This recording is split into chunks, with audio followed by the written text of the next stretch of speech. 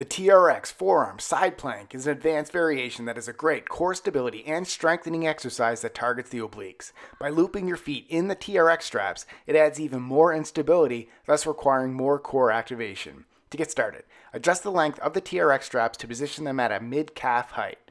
While facing away from the TRX straps, kneel down on the floor and place the toes of both feet into the foot cradle.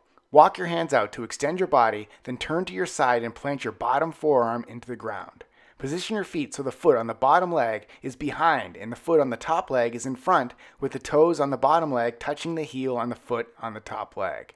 Contract your core to stabilize your body, then press your planted forearm into the ground to raise your hips up to make a straight line from your feet to your shoulders. You can place your hand on the top arm on your hips or extend your arm into the air. Contract your quadriceps and glutes to stabilize your legs from swinging in the TRX straps.